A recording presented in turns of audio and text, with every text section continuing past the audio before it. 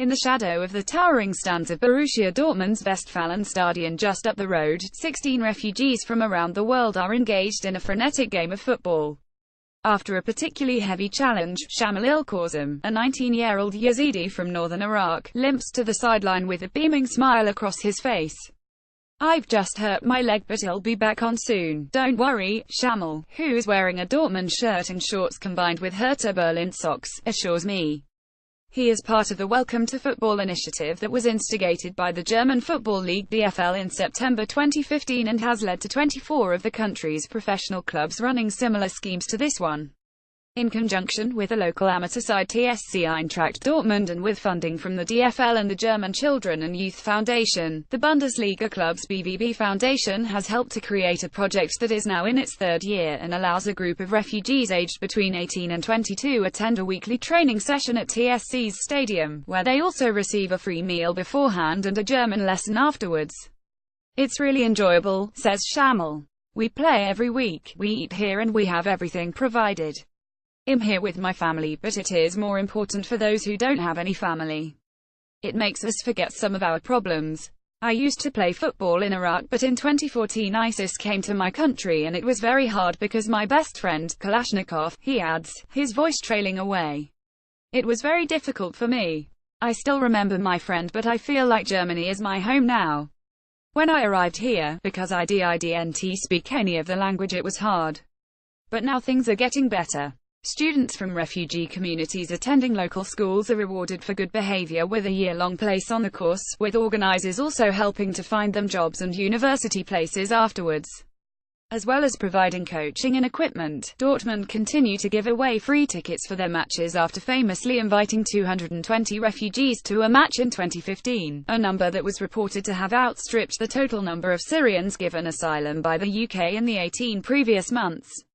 3 years ago, many refugees arrived in the city and we wanted to support them and the volunteers, explains Thomas Klein, from Borussia Dortmund's Corporate Social Responsibility Department. But as well as giving away tickets, we wanted to support something sustainable and were very glad when we heard about the idea from the DFL. It allowed us to create possibilities for the refugees to integrate into German culture and the community. We are very glad when a refugee comes to us and says, "Sorry, I can't come to training anymore because I have a job." That's a great situation. We want to help the people who want to stay in Germany and integrate.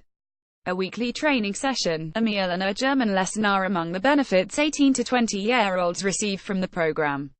Photograph Marie Schmidt for The Guardian. After the launch of the campaign in 2015, several other Bundesliga sides have implemented similar initiatives, including Werder Bremen's Stay on the Ball project and Bayer Leverkusen's Bayer for the School, where the focus is on helping refugee children take steps to join a local club. Around 65 training sessions involving around 800 refugees aged between 4 and 30 take place in Germany every week, with as many as 600 having gone on to play in local amateur leagues. Wolfgang Utenauer, a former professional for VfL Bochum who now runs the Welcome to Dortmund charity that provides support to refugees in the city, believes the support of professional clubs has been hugely beneficial. In one case, BVB helped a young boy who was being sent back to Kosovo, he recalls. In his appeal, they wrote that he is always here playing football and learning German. When we went to his hearing in Düsseldorf, this paper helped persuade them to allow him to stay. Ali El Qadri arrived in Germany in 2015 after fleeing his town, just outside Damascus in Syria. It took him several months of traveling on his own via Turkey, Greece and Serbia, using whatever means necessary to reach Dortmund. Now 19, he plans to go to university next year and has been using the opportunity to brush up on his football and language skills. "I used to play in Syrian under-17s team back home," he says. "I love football and I'm always trying to get better, so hopefully one day I can play for a big club like BVB. It was very hard to come here without my parents and learn a new language and a new culture. But this project has helped me improve my knowledge of German and make some new friends. That is important because you need to have a high level of German to be able to go to university. Playing football gives me the inspiration to do well in the rest of my life." As the training session draws to a close, the group head indoors to a classroom for their hour-long German lesson. With most having already spent the morning working or at college, it is a long day, but there is no lack of enthusiasm when the conversation turns to the previous evening's 22 draw between Germany and France in nearby Cologne. Most admit they will be supporting reigning champions Die Mannschaft at the World Cup in Russia next year, although there are a few who clearly have a soft spot for England. At present, only a handful of clubs in the Premier League such as Arsenal, Everton and Leicester are running regular projects for refugees, while the Football Association donated several free tickets to some for England's draws with Germany and Brazil at Wembley last month. But after the success of Football Welcomes, a weekend of activities held in April, Naomi Westland from Amnesty International is hoping many more will now follow Germany's example.